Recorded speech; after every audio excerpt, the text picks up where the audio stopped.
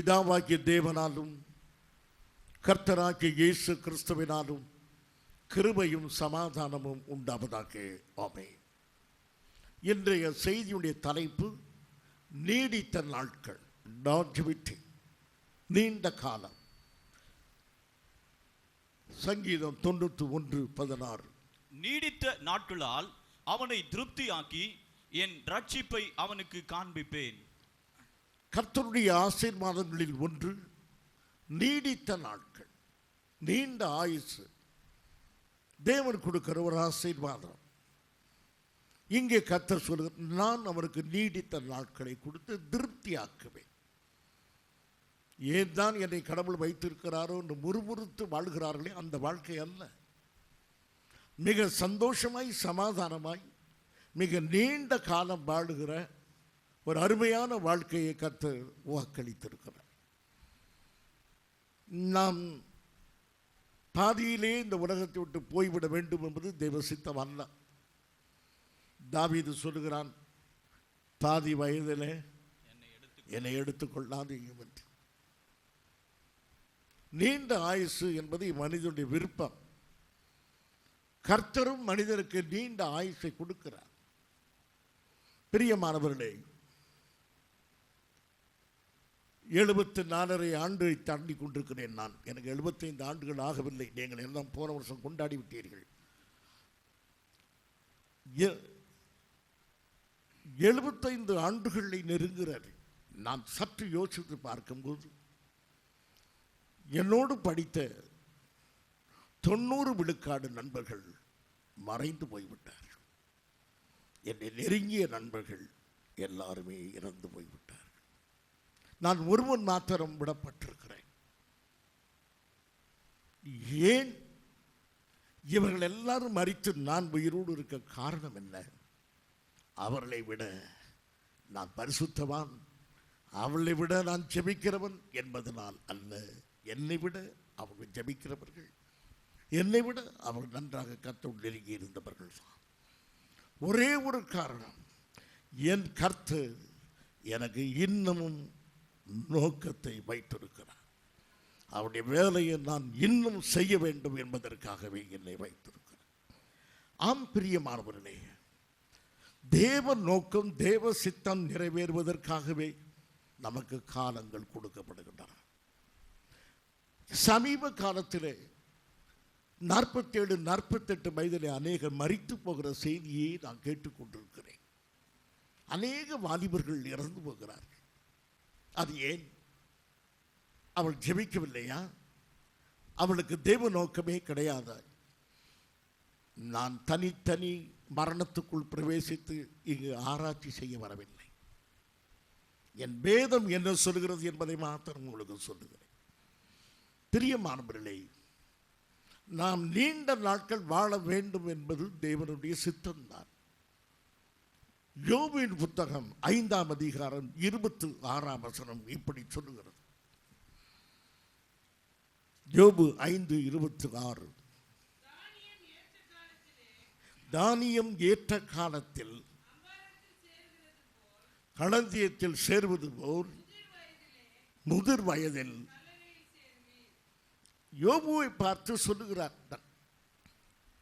அந்த நண்பர்களுடைய மற்ற பேச்சுகள் எப்படி இருக்குமோ, இந்த வாஞ்சை நன்றாக இருக்கிறார். நேர் முதிர் வயதிலே கல்லறைக்கு போவேன். எப்படி என்று சொல்லும்போது சொல்லப்படுகிறது, தானியம் விளைந்த பிறகு இனி இங்கே இருக்க வேண்டிய அவசியம் இல்லை. விளைந்த தானியம் களத்தில் இருக்குமானால் கெட்டு போகும். விளைந்த தானியம் களத்திலே இருக்குமானால் அதுக்கு சேதம் உண்டாகும். அது போய் சேர வேண்டிய இடம் களஞ்சியம். அப்படி சேருகிற காலத்துக்கு என்ன பெயர் சொல்லப்பட்டிருக்கிறது? ஏற்ற காலம். அதுபோல நாம் கல்லறையில் போய் சேர்வதற்கு முதுமையான காலம்.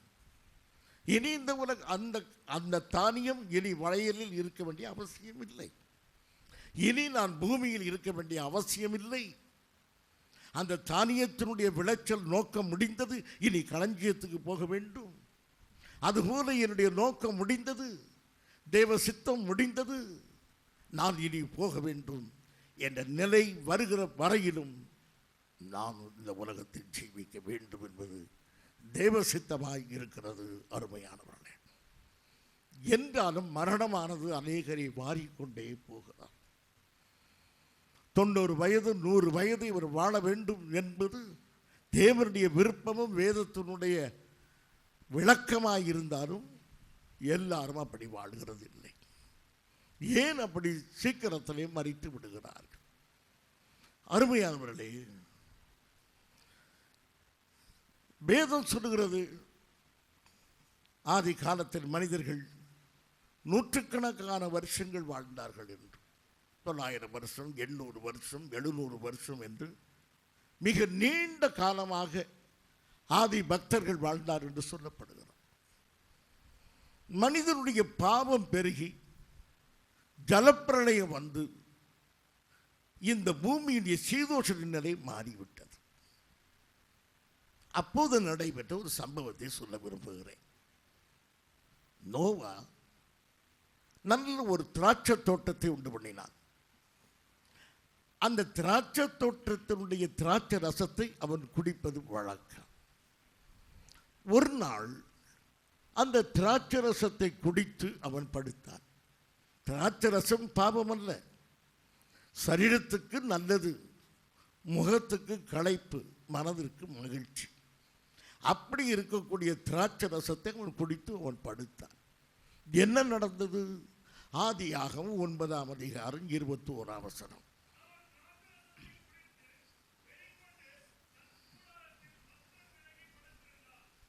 ஒழுங்கீனமாக படுத்திருந்தான். குடித்து வெறித்து போனான். அப்படியான குடிகாரனாகவே அவனை வேதம் சொல்லுகிறார். நோவா குடித்து வெறிக்கிறவரா, குடிகாரரா? இல்லை. ஏன் இப்படி ஆய்விட்டது என்றால், மாற்றம் நோவாவின் மனதில் அல்ல, திராட்சை ரசத்தில். வழக்கமாய் குடிக்கிற திராட்சை ரசம் இப்போது ஜலப்பிரளயத்துக்கு பிறகு அது வேறு விதமாய் மாறிவிட்டது. சீதோஷண நிலையினால் அந்த திராட்சை ரசம் இப்போது வெறி கொடுக்கும் தன்மையாக மாறிவிட்டது. இயற்கை கெட்டுவிட்டது. கெட்டுப்போன இயற்கையினாலே அந்த திராட்சை ரசம் இப்போது முன்பு போல் இல்லை. இப்போது வெறியை உண்டு பண்ணக்கூடியதாக ஆகிவிட்டது, மதுபானமாக மாறிவிட்டது. காரணம் சீதோஷண நிலை. பிரியமானவர்களே, இன்றைக்கும் நாம் இயற்கையாய் நம்முடைய முன்னோர்கள் சாப்பிட்டு வந்த அநேக காரியங்கள் இன்றைக்கு நமக்கு ஒத்து வருகிறது இல்லை. ஏனென்றால் இயற்கை கெட்டு போய்விட்டது. மனிதனாகிய நாம் இயற்கையை கெடுத்தோம், இயற்கை நம்மை கெடுத்தது. அங்கேதான் இன்றைக்கு குறைந்த வாழ்க்கைக்குள்ளே வந்து விட்டோம். விஞ்ஞான ரீதியாக எடுத்த பல முயற்சிகளினாலே இன்றைக்கு 70-90 என்று மனிதர்கள் வாழ்ந்தாலும் மரித்து போடைய தொகையும் அதிகமாகிக் கொண்டுதான் இருக்கிறார். காரணம் என்னவென்றால், இயற்கை கெட்டுப்போய் பாவத்தினுடைய விளைவாக மனிதன் சீக்கிரமாக மரித்து விடுகிறான். பாவம் செய்ததனால் சீக்கிரம் மரித்து போனான் அல்ல, பாவத்தின் விளைவாக இயற்கை கெட்டு போயிற்று. அதனாலே மனிதனுடைய வாழ்நாளும் குறுகி போய் கொண்டே இருக்கிறான். ஆனால் தேவன் ஒரு மனிதனுடைய வாழ்நாளை குறித்து கவனமாக இருக்கிறார். ஒரு நாள் எசேக்கியா ராஜா வியாதிப்பட்டு மரணத்துக்குள்ளாகிறான்.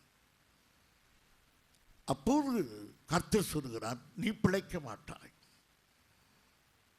வீட்டு காரியத்தை ஒழுங்குபடுத்து என்றார். நீ பிழைக்க மாட்டாய், நீ மரித்து போவாய், வீட்டு காரியத்தை ஒழுங்குபடுத்து. உடனே அவன் அழுகிறான். வீட்டு காரியத்தை ஒழுங்குபடுத்த தவறிவிட்டேனே என்று அழுகிறான். கர்த்தர் அவனை பார்த்து சொல்லுகிறார், 2 ராஜாக்கள் 20ஆம் அதிகாரம் 6ஆம் வசனத்தின் கடைசி பகுதி. உன் நாட்களோடு 15 வருஷங்களை கூட்டுவேன். உன் ஆயுசோடு நான் 15 வருஷங்களை கூட்டுவேன். ஆயுசு நாட்கள் ஜெபத்தினாலே கூடுகிறது. கடுமையான வியாதிகள் வந்து மரணமே குறிக்கப்பட்டாலும் ஜெபத்தினாலே அதை தள்ளி போட முடியும் என்று வேதம் சொல்லுகிறது. பக்தன் வாட்ச்மேன் நீ சொல்லுகிறார், மரணக்கண்ணி சரீரத்தில் விழும்போது தேவனது சித்தத்தையும் நோக்கத்தையும் மனதில் வைத்துக்கொண்டு விசுவாசத்தோடு அவர்களை எதிர்த்து மரணத்தை வென்று நீண்ட நாட்கள் வாழ முடியும் என்று பக்தன் வாட்ச்மேன் நீ எழுதுகிறார். நான் அதை விசுவாசிக்கிறேன். ஆகையினால் மரணத்தை தள்ளி போடுவதற்கு கர்த்தர் நமக்கு விசுவாசத்தை தந்திருக்கிறார். ஆயுசு நாட்களை பெருக பண்ண கர்த்தர் நமக்கு வழிகளை உண்டு பண்ணி இருக்கிறார். ஆகவே நான் சீக்கிரம் மறித்து விட வேண்டியதில்லை. நான் நீண்ட நாட்கள் வாழ்வதற்கு தேவனுக்கு பிரியமானதும் கூட. அதே சமயத்தில் அதுக்கு வழிகளையும் வேதம் சொல்லுகிறார். எதற்காக இசைக்கியா ராஜாவுக்கு 15 ஆண்டுகள்? ராஜ்யத்தை ஒழுங்கு பண்ண. வீட்டு காரியம் என்றால் அது அரசியலோடு சம்பந்தப்பட்டது. அது அவனுக்கு தேவ நோக்கம் இருக்கிறது. ராஜ்யத்தை அவன் சரி பண்ண வேண்டும். அந்த தேவ நோக்கம் நிறைவேறுவதற்காகவே 15 ஆண்டுகள் கொடுக்கப்பட்டன. உன் வீட்டில் சமையலை முடிப்பதற்கு ஆயுசு நாட்கள் கர்த்தர் பெருகி தருவாரோ எனக்கு தெரியாது. ஆனால் உன் பிள்ளைகளை சத்தியத்தில் நடத்துவதற்கு உனக்கு ஆயுசு நாட்களை கர்த்தர் தருவார். தேவனுடைய நோக்கம் உன் வீட்டிலே நிறைவேறுவதற்கு ஆயுசு நாட்களை தருவார். ஆகவே தேவன் நோக்கம் உன்னிலே நிறைவேற வேண்டும் என்பதற்காகவே கர்த்தர் ஆயுசு நாட்களை பெருக பண்ணுகிறார். உதாரணமாய் பார்ப்போம். ஆண்டவராகிய இயேசு கிறிஸ்து சிறு பிள்ளையாய் இருக்கும்போது அவருடைய பெற்றோர்கள், விசேஷமாக அவருடைய தாயார், அவரை எடுத்துக்கொண்டு எருசலேமுக்கு வருகிறார். எருசலேமுக்கு தேவாலயத்துக்குள் நுழையும் போது ஆவியானவர் வயதான ஒரு மனிதனை தூண்டுகிறார். 80 வயதான ஒருவனை தூண்டுகிறார் ஆவியானவர். சிமியோன், நீ எழுந்து தேவாலயத்துக்கு போ. அவன் எழுந்து வரும்போது வேதம் சொல்லுகிறது, ஆவியின் ஏவுதலினாலே அவன் ஆலயத்துக்கு வந்தான். அவன் ஆலயத்துக்கு வரவும் இயேசு கிறிஸ்து அங்கு வரவும் சரியாக இருக்கிறார். லூக்கா சுவிசேஷம் 2ஆம் அதிகாரம் 28ஆம் வசனம்.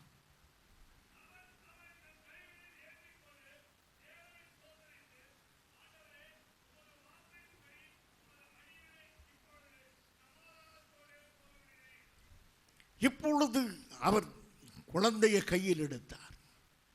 இயேசு கிறிஸ்துவை கையில் எடுத்து சொல்லுகிறார், இப்பொழுது உமது அடியேனை சமாதானமாய் போக விடுகிறேன். இப்போது நான் சமாதானமாய் மரிக்கப் போகிறேன். நான் சமாதானமாக என் கண்களை மூடப் போகிறேன். அடுத்த வசனம் வாசியுங்கள். ஆண்டவரே, உமது வார்த்தையின்படி உமது அடியேனை இப்பொழுது சமாதானத்தோடே போக விடுகிறீர். அதான் வாசிச்சது. அடுத்தது, புறஜாதிகளுக்குள்ளே பிரகாசிக்கிற ஒளியாகவும் உம்முடைய ஜனமாகிய இஸ்ரவேலுக்கு மகிமையாகவும் தேவரீர் சகல ஜனங்களுக்கு முன்பாக ஆயத்தம் பண்ணின உம்முடைய இரட்சணியத்தை என் கண்கள் கண்டது என்றான்.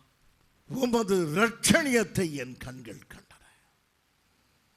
அவருக்கு ஒன்று சொல்லி இருந்தார் கர்த்தர், நீ கர்த்தரின் கிறிஸ்துவை காண்பதற்கு முன்பு நீ மரிக்க மாட்டாய்.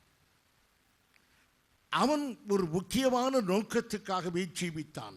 எதற்காக என்றால் 26ஆம் வசனத்தை வாசியுங்கள். வேதத்தை எடுத்து வாசித்தால் தான் விளங்கும். கர்த்தருடைய கிறிஸ்துவை நீ காணும் முன்னே மரணம் அடைய மாட்டாய் என்று பரிசுத்த ஆவியினாலே அவனுக்கு அறிவிக்கப்பட்டும் இருந்தது.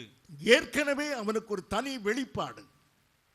எல்லாருக்கும் கர்த்தர் வெளிப்பாட்டை கொடுத்து கொண்டே இருக்க மாட்டார்.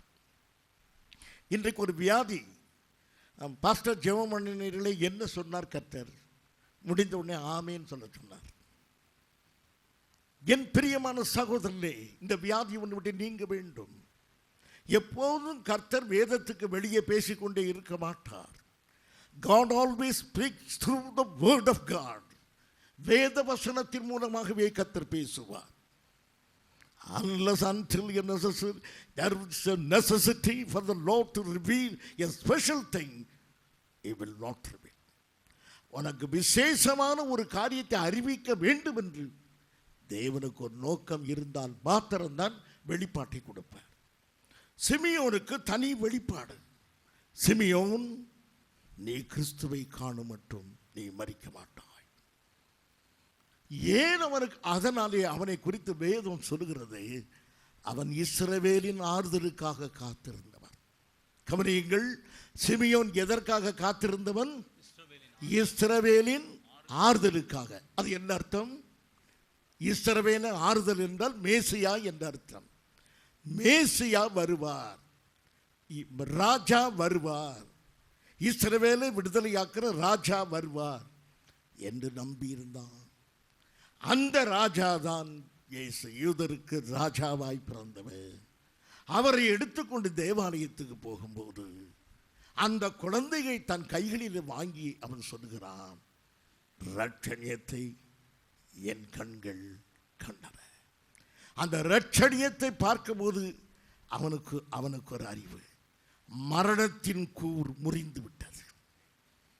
இனி முன்பு மரித்த எல்லாருமே பரலோக ராஜ்யத்துக்கு வர முடியாதபடி தடையில் இருந்தது. மேசியாவை பார்த்தவுடனே மரணத்தின் கூர் ஒடிய போகிறது. மரணமே உன் கூர் எங்கே? பாதாளமே உன் ஜெயம் எங்கே என்று கேட்கக்கூடிய அந்த இரட்சணியத்தை கையில் எடுத்ததும், இனி நான் சாக தயார். மரணத்தின் கொடுக்கு ஒடிந்தது, பாதாளத்தின் வல்லமை முறியடிக்கப்பட்டது. அடியேனே சமாதானமாய் போக விடுகிறேன். இந்த நோக்கத்தை காணுகிற வரையிலும் சிமியோன் இருந்தான். என் பிரியமான சகோதரனே, சரீரத்தில் பலவீனம் வந்தவுடனே செத்து போவோம் என்று சொல்லாதீர்கள். ஏதேனும் வந்தவுடன் இனி ரொம்ப நாள் இருக்க மாட்டேன் என்று சொல்லாதீர்கள். இப்படி சொன்னவர்கள் எல்லாம் 80-90 வயது வரை இருந்திருக்கிறார்கள். என் பிரியமான சகோதரனே, கர்த்தர் உன்னை ஒரு நோக்கத்திற்காக வைத்திருக்கிறார். அந்த நோக்கம் நிறைவேறுவதற்கு முன்பு நீ கண்களை மூட மாட்டார். பிரியமானவர்களே, ஆக்சிடென்ட், திடீர் மரணங்கள் ஏற்படுகின்றன. அதை குறித்து எனக்கு ஒரு வெளிப்பாடு இல்லை, தேவனுடைய செய்தி இல்லை. ஆனாலும் ஒன்று சொல்ல விரும்புகிறேன் அருமையானவர்களே, ஆக்சிடென்ட் வராது என்று நான் எப்போதும் சொல்லுவேன்.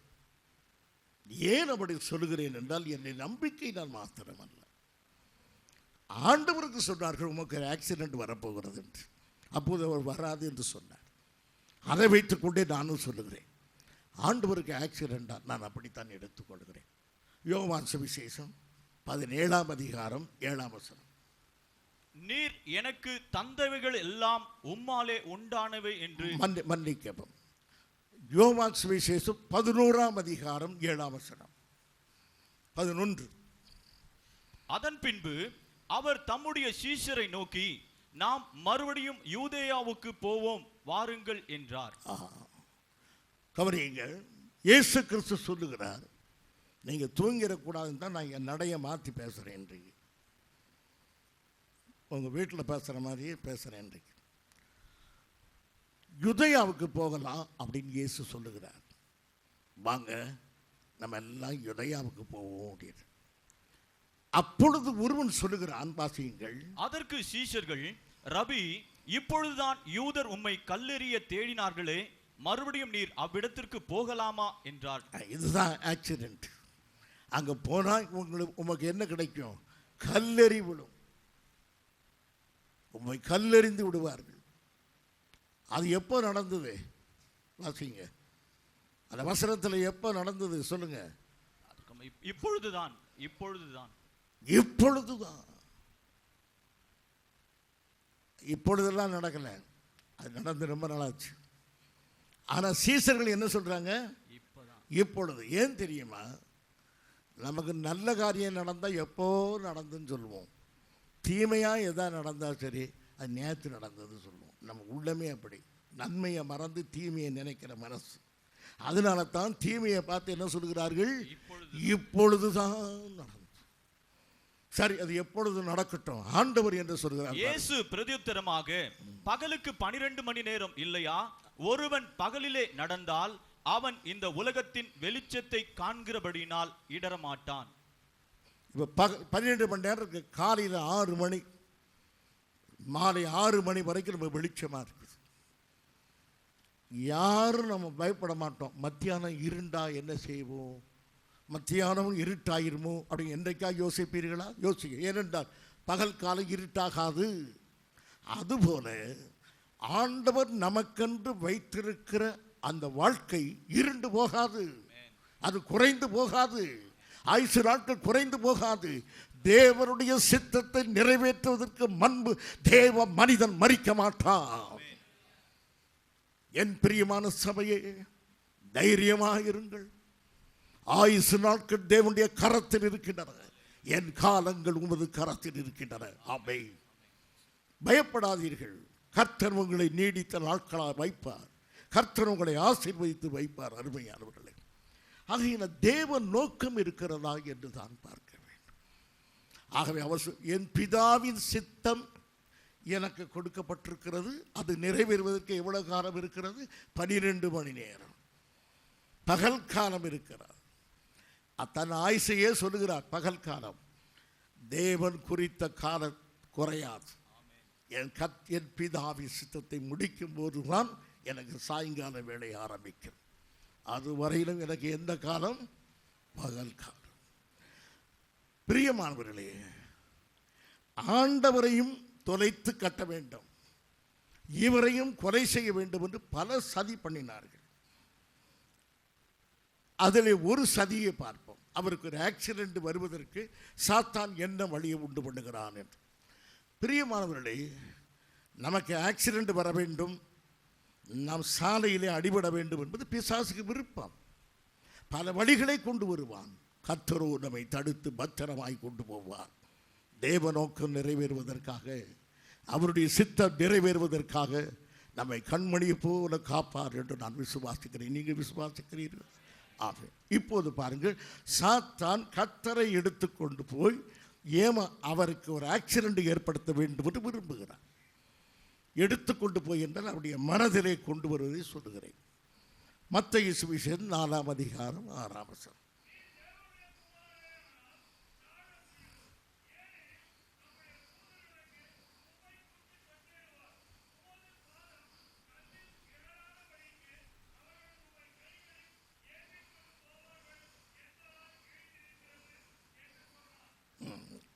சாத்தான் பைபிள் ஸ்டடி நடத்தினான்.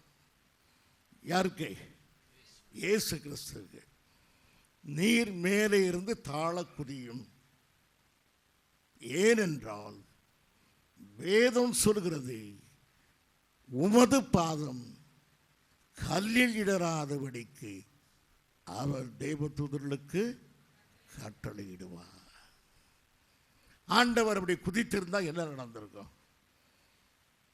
மனுஷிகமாக குதித்திருந்தால் அடிபட்டு மிகுந்த வேதனைக்குள்ளாயிருக்கும். ஏன் அதை ஆண்டவர் செய்ய மாட்டேன்னு சொன்னார்? தன்னை குதிக்க முடியாதனால் அல்ல, குதித்து காயப்படாமல் இருக்க முடியாது என்பதனால் அல்ல. ஏன் அப்படி செய்தார்?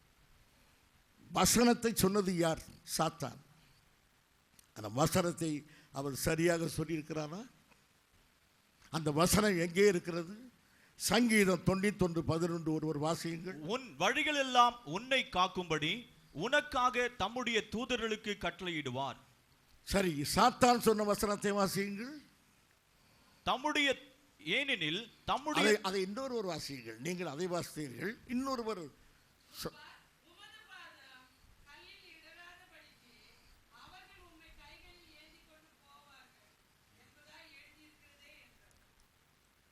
வேதம் சொல்கிற வசனம் எப்படி இருக்கிறது? உன் வழிகள் எல்லாம் என்று இருக்கிறது. சாத்தான் சொல்லுவது எந்த வார்த்தையை விட்டு அவன் சொல்லுகிறான்? கவனி, நீங்க தான் சொல்ல வேண்டும். தயவு செய்து 2 வசனத்தையும் கேளுங்கள். முதலாவது வேதம் சொல்கிற வசனத்தை வாசியுங்கள். உன் வழிகள் எல்லாம் உன்னை காக்கும்படி உனக்காக தம்முடைய தூதர்களுக்கு கட்டளையிடுவார். ஆமென். இப்ப சாத்தான் சொல்கிற அந்த வார்த்தையை கவனியுங்கள்.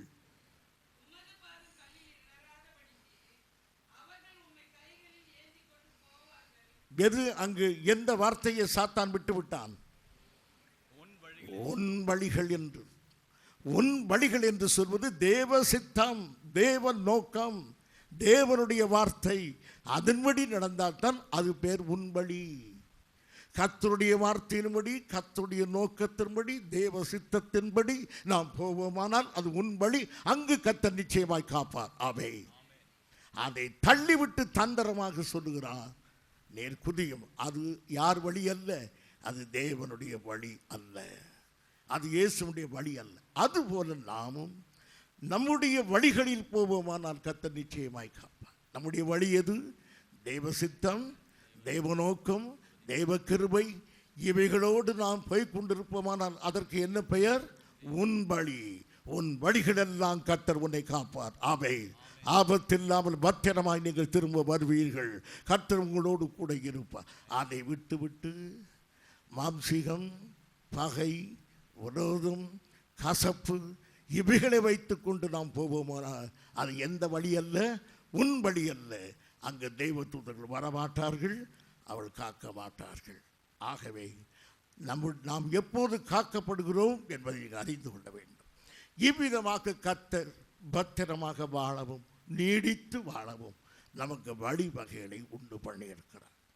அடுத்ததாக நாம் எப்படி ஜீவிப்பது, எப்படி பிழைப்பது? அருமையானவர்களே, வாழ்க்கைக்கு மிக அவசியம் என்பது உணவு. இப்போது ஆகாரத்தை குறித்து, ஆகாரம் இல்லாமல் யாரும் வாழ முடியாது. இப்போது வடநாட்டிலே ஒரு புண்ணிய ஸ்தலத்துக்கு போய் ஒருவர்கள் ஏராளம் மரித்து போனார்கள். பாவம், அவளுக்காக நான் மருத்துவப்படுகிறேன். அவள் மிகுந்த சஞ்சலத்தோடு இருக்கிறார். அவள் சொல்லுகிற காரியம் ஒன்று, சாப்பாடே இல்லாமல் நாங்கள் கஷ்டப்பட்டோம் என்று அழுதார்கள். ஒருவேளை சாப்பாட்டிற்கு அவர் 500 ரூபாய் கொடுக்க வேண்டியிருக்கிறது. கடும் பிரச்சனை ஆகியிருக்கிறார். நமக்கு இன்னும் கொஞ்ச நாளில் அப்படி வரும். அந்த வெள்ளம் அல்ல, தண்ணீர்லாம் நம்ம பார்க்க மாட்டோம், ஆனால் பிரச்சனை வரும் நமக்கு. ஏனென்றால் நாடு நெருக்கத்துக்குள்ளாகிறது, நாடு கஷ்டத்துக்குள்ளாக கொண்டிருக்கிறது. எப்படி ஜீவிப்பது பிரச்சனை. ஆகாரம் ரொம்ப முக்கியம். கிறிஸ்தவனுடைய ஆகாரம் என்ன? யோவான் 6ஆம் அதிகாரம் 33ஆம் வசனம். யோவான் 6:33. வானத்திலிருந்து இறங்கின உலகத்திற்கு ஜீவனை கொடுக்கிற அப்பமே தேவன் அருளிய அப்பம். வானத்திலிருந்து வாசியுங்கள் இந்த வசனத்தை. வானத்திலிருந்து இறங்கி உலகத்திற்கு ஜீவனை கொடுக்கிற அப்பமே தேவன் அருளிய அப்பம். உணவானது உலக பிரகாரமாய் கிடைக்கிறது, சாப்பிடுகிறோம். இதைவிட மேலான ஒரு உணவு இருக்கிறது. வானத்திலிருந்து கொடுக்கப்பட்டிருக்கிற ஒரு உணவு இருக்கிறது. என் அருமையான சகோதரியே, வானத்திலிருந்து இறங்கி வந்த ஒரு உணவு இருக்கிறது.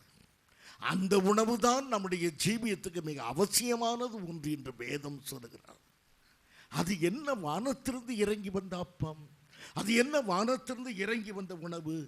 யோவான் 6ஆம் அதிகாரம் 35ஆம் வசனத்தினுடைய முதல் பகுதி. இயேசு அவர்களை நோக்கி, ஜீவ அப்பம் நானே. இப்போது தெளிவாய் சொல்லிவிட்டார், நான் தான் வானத்திலிருந்து இறங்கி வந்த அப்பம்.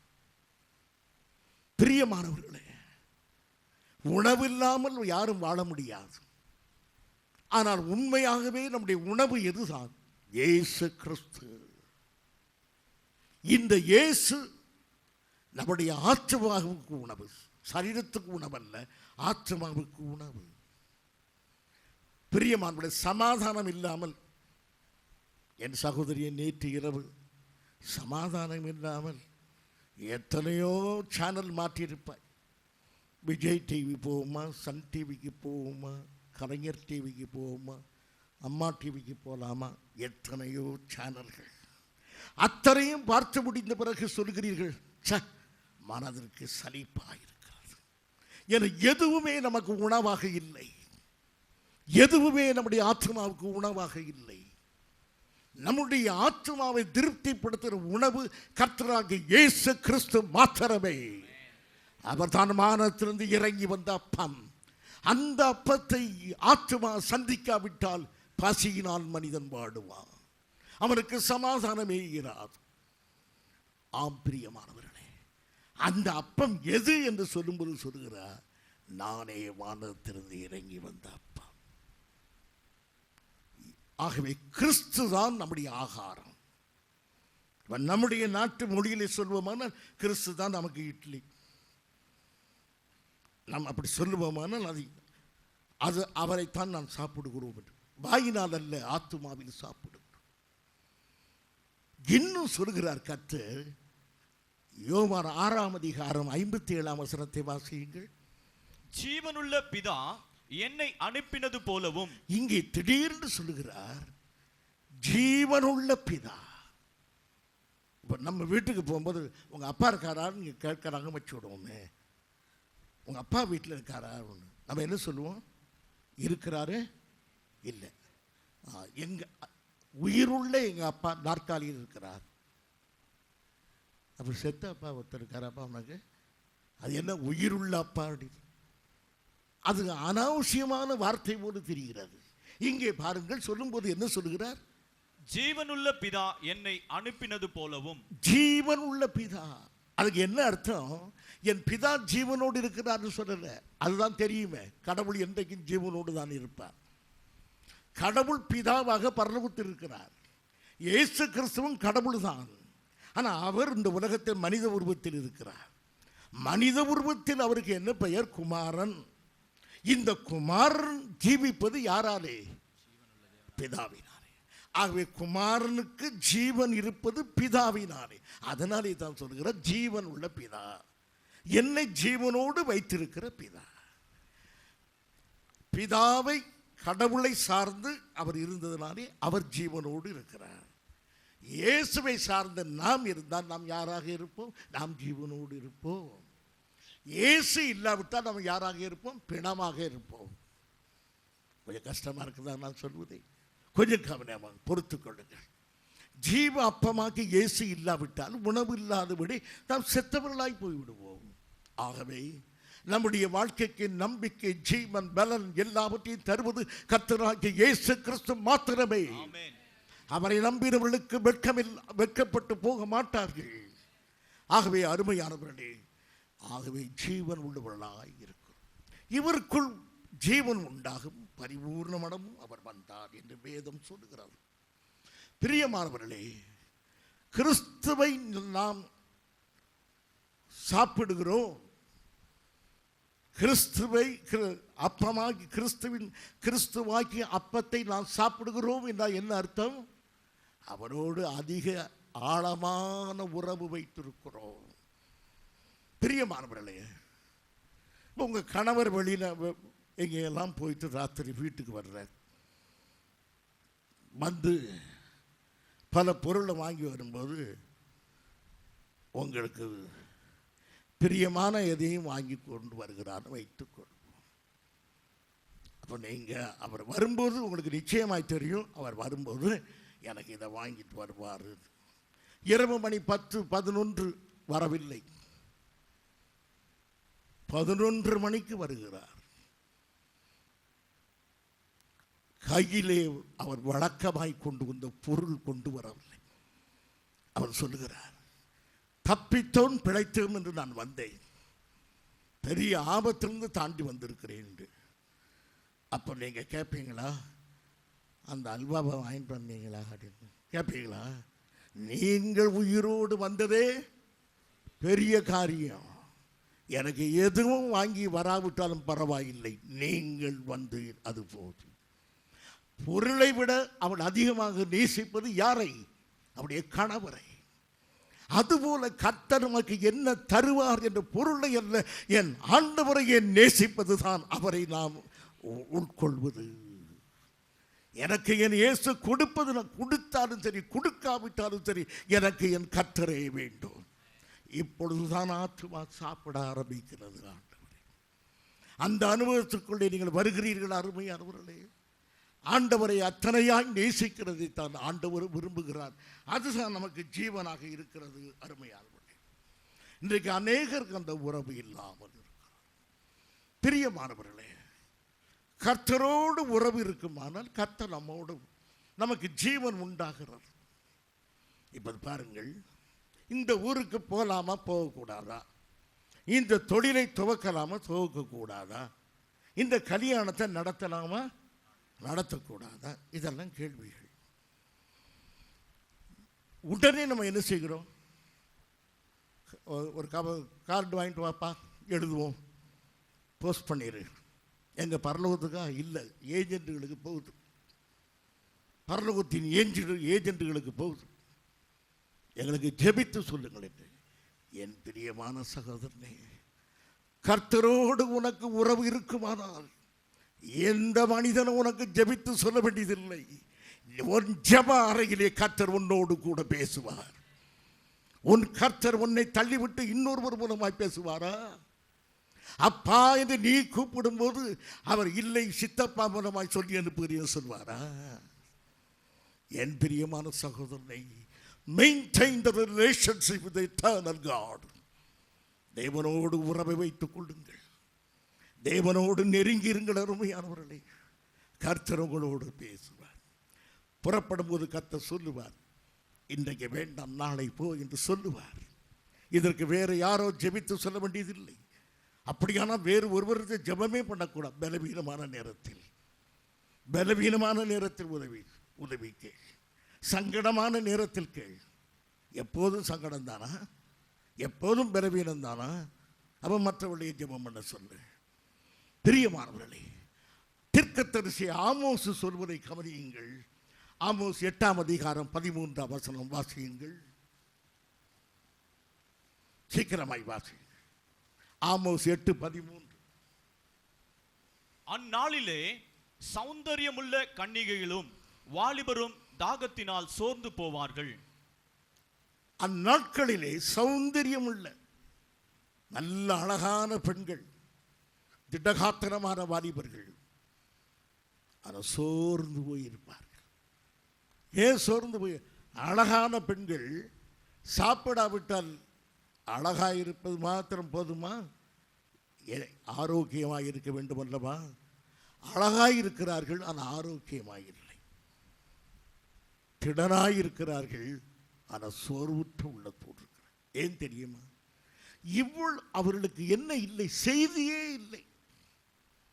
இவ்வளவு நாளும் அவர்கள் எதை வணங்கி வந்தார்கள்? அந்த வாலிபர்கள் கல்லையும் மண்ணையும் வணங்கி வந்தார்கள். நெருக்கமான நேரத்தில் ஆராதித்த கல் நமக்கு பதில் தராது. நாம் வணங்கின மரம் நமக்கு பதில் தராது. நாம் சுற்றி சுற்றி வந்த சிலைகள் மௌனமாக இருக்கும். என் கர்த்தரோ நம்மோடு பேசுவார், என் தேவன் நம்மோடு பேசுவார். என் பிரியமான சகோதரி, இந்த வாலிபர்கள் சுற்றி சுற்றி வந்திருக்கிறார்கள் இதுவரைக்கும் விக்கிரகத்தை. இந்த நெருக்கமான நேரத்தில் அவளுக்கு ஆகாரம் இல்லை. ஆகாரம் என்றால் எது? பதில் இல்லை. தெய்வத்திலிருந்து பதில் இல்லை. சோர்ந்து போயிருக்கிறார். இன்னைக்கு என் அருமையான சகோதரனே, காலமெல்லாம் டிவி முன்னாலே உட்கார்ந்திருக்கிற என் சகோதரியே, நெடுந்தொடர், குறுந்தொடர், வாரத்தொடர் என்று பல தொடர்களை பார்த்த பிறகு உனக்கு துன்பம் தொடர்கிறதே. என் பிரியமான சகோதரனே, இவைகளெல்லாம் விக்கிரகங்கள். இந்த விக்கிரகங்கள் உனக்கு செய்தியை தராது. உனக்கு நல்ல செய்தியை கொடுப்பதற்கு ஜீவனுள்ள இயேசு இருக்கிறார். இயேசுவை தேடாததுனாலே இன்னைக்கு மனிதனுக்கு சமாதானமே இல்லை. கிறிஸ்தவ சகோதரனே, இயேசு உண்டென்று நம்பியும் நெருக்கமான நேரத்தில் ஆகாரத்தை அவரிடத்திலிருந்து எடுக்கவில்லையே. உலகத்திலிருந்து எடுத்த ஆகாரம் உன்னை மெலிய செய்து விட்டது. ஆகவே இப்போது போஜனமின்றி சபை இருக்கிறார், கிறிஸ்து இல்லாமல் இருக்கிறார். போஜனம் எப்படி இருக்க வேண்டும் அருமையானவர்களே? முழுமையாக இருக்க வேண்டும். இன்றைக்கு சபையிலே பசி இல்லை, ஜனங்களுக்கு பசி. வீட்டில் 12 மணிக்கு பையன் வருவான், அது கணவர் வருவார், எங்க சாப்பிட்றீங்களா அப்படின்னு.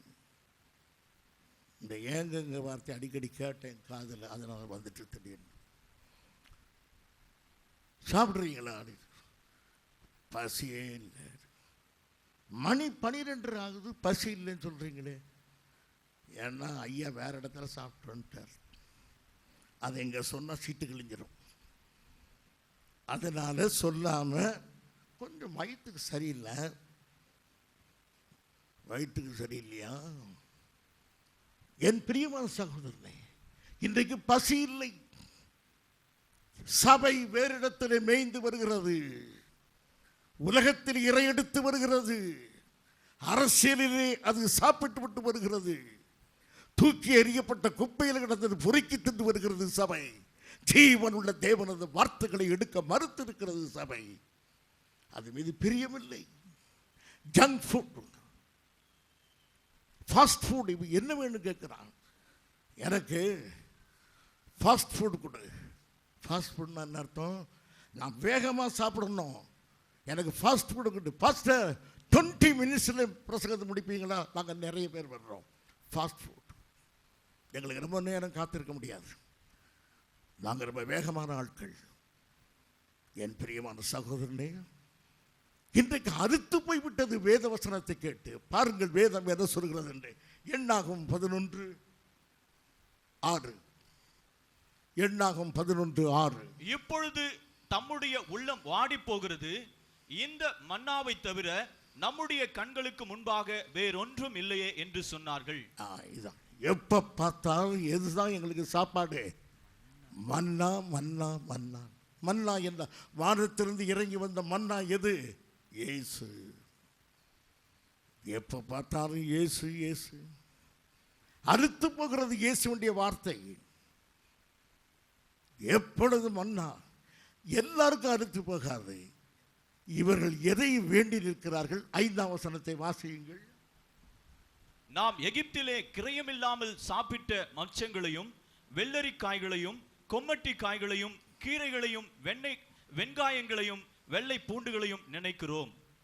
அடிமைத்தனத்திலே பாவத்திலே ஜீவிக்கும் போது மண்ணிலிருந்து கிடைத்த வெங்காயம் விண்ணிலிருந்து வந்த மன்னாவை விட நல்லா இருக்கு. மன்னா எங்கிருந்து வந்தது? விண்ணிலிருந்து. வெங்காயம் எங்கிருந்து வந்தது? மண்ணில். இதுதான் நல்லா இருக்கு. மண்ணு தான் நல்லா இருக்கு. ஏன்னா மண்ணுக்குரியவன். விண்ணுக்குரியவனுக்கு மன்னான் நன்று. ஆகவே இன்றைக்கு என்ன பாஸ்டர் இவ்வளோ நேரம் பேசிட்டு இருக்கிறீங்க? டிவியில் எவ்வளோ அருமையாக ஒருத்தன் பேசினான்னு தெரியுமா? 45 மினிட்ஸ் போனதே தெரியல. நீங்கள் 5 நிமிஷம் பேசினா 5 வருஷம் மாதிரி இருக்குது. அப்படியா? மன்னா பிடிக்கவில்லை, தேவனுடைய வார்த்தை பிடிக்கவில்லை. அதனாலே பட்டினி கிடந்தார்கள் அருமையானவர்களே. ஆகவே இன்றைக்கும் சபையானது ஜீவனுள்ள உபதேசங்களை தள்ளுவதனாலே இருக்கிறோம். இப்போது பார்ப்போம். இப்படியே மனிதன் சாப்பாடை தள்ளி மெலிந்து இருக்கிறான். இன்றைக்கு எந்த சாப்பாடு சாப்பிடவில்லை? ஜீவன் உள்ள தேவனது வார்த்தைகளை எடுத்துக்கொள்ளாததுனால இருக்கு. நம்முடைய நாட்டில் எங்கே பாருங்க, ஒரு நாட்டில் கலவரம், பேங்கில் திருட்டு, போலீஸ் ஸ்டேஷனில் திருட்டு, எல்லா இடமும் அக்கிரமம் அநியாயம் நடந்து கொண்டே இருக்கிறது. காரணம் என்ன?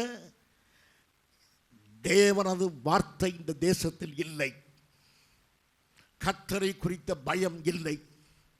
அதனாலே எல்லாம் திருட்டு ஆடுகளாய் போய்விட்டன. இன்றைக்கு எல்லாமே பசியாய் இருக்கிறபடினாலே பக்கத்து வீட்டுக்கு பாய்கின்றன. நியாயமாக உன்ன உணவை எடுத்துக்கொள்ளாததினாலே வாலிபர்கள் வெறி பிடித்து அலைகிறார்கள். அலைகிற வாலிப பிள்ளைகளை கெடுத்து அவளை கொன்று கிணற்றிலே தூக்கி எறிந்து அறியாதவோர் நடந்து விடுகிறார்கள். ஏன் அப்படி என்றால், மனிதன் பசியினாலே அலைகிறான், இச்சையினாலே அலைகிறான், வெறி பிடித்து அலைகிறான். காரணம், எடுக்க வேண்டிய உணவை எடுக்காததினாலே, ஜீவனுள்ள வார்த்தையை பெற்றுக்கொள்ளாததினாலே, தேவ சமூகத்தில் நேரத்தை செலவழிக்காததினாலே. அப்படியா? கிறிஸ்துவனே அப்படி இருக்கிறானே, அவனையும் சேர்த்து தான் சொல்லுகிறோம். அவனும் கர்த்தருடைய சமூகத்தில் இல்லை, வேதத்தை சரியாக வாசிக்கவில்லை. தேவ சமூகத்தில் காட்டிராத ஊழியக்காரன் தவறி போய் விடுவான். என் பிரியமான சகோதரனே, இப்போது பார், ஒரு காட்சியை சொல்லி நான் முடிக்க விரும்புகிறேன். ஆடுகள் எல்லாம் இப்போது தொழுவத்துக்குள்ளே போகின்றன. நன்றாக மேய்ந்து சாப்பிட்டு திருப்தியாகி அங்கு போகின்றன. கடைசியான ஒரு வேலை நடக்கிறது. மேய்ப்பன் ஆடுகளுக்கு குடிப்பதற்கு தண்ணீர் வைப்பான். அந்த தண்ணீரை அவன் குடிக்க வேண்டும், அந்த ஆடு குடிக்க வேண்டும். வேதம் சொல்கிறது, என் பாத்திரம் நிரம்பி வழிகிறது. அந்த தண்ணீர் முழுவதையும் ஆடு குடித்து விட்டால் அதற்கு ஆரோக்கியமாக இருக்கிறது அர்த்தம். முழு சாப்பாடையும் சாப்பிட வேண்டும். என்னுடைய பேத்தியை ஒரு ஹாஸ்டலில் விட்டோம். அந்த பிராணத்தை சொல்றதுக்கு வரல, ஒரு சம்பவத்தை சொல்லுகிறேன். அவளுக்கு சொல்லும்போது சொல்லுகிறாள், இந்த ஹாஸ்டலில் ஒரே ஒரு சங்கடம், வச்ச சாப்பாடு அத்தனையும் சாப்பிடணும். அது பெரிய பிரச்சனை. பட்னியாக கூட இருந்துடலாம், வச்சது அனைத்தையும் சாப்பிடணும் கஷ்டமான காரியம். அதுக்கு ஆரோக்கியம் வேணும், அதுக்கு நல்ல மனம் வேணும், சந்தோஷம் இருந்தால் தான் சாப்பிட முடியும். ஆகவே ஆடு ஆரோக்கியமாக இருந்தால் தான் முழு தண்ணீரையும் குடிக்கும். முழு தண்ணீரையும் குடிக்கணும், முழு சாப்பாடையும் அது ருசி இருக்க வேண்டும், சாப்பிட வேண்டும். இன்றைக்கு முழு சாப்பாடு இயேசு கிறிஸ்துவை முழுமையாக எடுக்கணும். உனக்கு எந்த இயேசு பிடிக்கும்? எனக்கு கானாவூரில் ரசம் தருகிற இயேசு தான் வேண்டும். அப்படியா? எனக்கு கணேசரத்து கடலில் மீன் கொடுத்தாரே அந்த இயேசு தான் வேண்டும். அந்த வாலிப பெண்ணை எழுப்பினாரே அந்த இயேசு தான் வேண்டும். அந்த இயேசுவும் வேண்டும், தேவாலயத்தில் சவுக்கெடுத்த இயேசுவும் வேண்டும். எல்லா இயேசுடைய முழுமையும் நமக்கு வேண்டும். அதுதான் ஆகாரம். நமக்கு பிரியமான கோணத்தில் இயேசுவை ஏற்றுக்கொள்வதல்ல, பட்சிக்கிற அக்கனியா இருக்குது சொன்னாரே அந்த இயேசு வேண்டும். நியாய தீர்ப்பு செய்வேன் சொன்னாரே அந்த இயேசு வேண்டும். நான் உன் கண்ணீரை துடைப்பேன் சொன்ன அந்த இயேசுவும் வேண்டும். நீ பாவத்திலே ஜெபித்தால் உன் கண்களை நதிக்கரை காகங்கள் தின்னும் என்று சொன்ன அந்த இயேசுவும் நமக்கு வேண்டும். இவ்விதமாக இயேசுவை முழுமையாக எடுத்துக்கொண்டார் நம்முடைய ஜீவன் நன்றாக இருக்கும். அப்போது வேதம் சொல்கிறது, உன்னை நீண்ட நாட்களால் திருப்தியாகி என் ரட்சிப்பை உனக்கு காண்பிப்பேன் என்று. எங்கள் அருமையான பிதாவே, உம்முடைய அன்பின் குமாரரும் எங்கள் அருமை இரட்சகருமான இயேசு கிறிஸ்துடைய நாமத்திலே வருகிறோம். இந்த அருமையான மக்கள் உம்மை அறியவும் உம்மை பற்றி கொள்ளவும் உதவி செய்யும். அவருடைய வாழ்க்கைக்கு நீரே நாயகராக விளங்குவீராக. அவருடைய வாழ்க்கை சரித்திரத்தை மாற்றி அமைப்பீராக. எல்லா எதிர் வல்லமைகளையும் மாற்றும். சரீரத்தில் நல்ல சுகத்தை கட்டளையிடும். எங்கள் சபையார் யாவரையும் கண்மணியை போல காத்துக்கொள்ளும். எல்லா எதிர் வல்லமை முறிந்து விடுவதற்காக தெய்வ சமாதானத்தோடு அவளை அனுப்புவீராக. இயேசுவின் நாமத்தில் பிதாவே, ஆமென். என் ஆத்துமாவே கர்த்தரை ஸ்தோத்திரி, என் முழு உள்ளமே பரிசுத்த நாமத்தை ஸ்தோத்திரி. என் ஆத்துமாவே கர்த்தரை ஸ்தோத்திரி, அவர் செய்த சகல உபகாரங்களை மறவாதே. ஆமென்.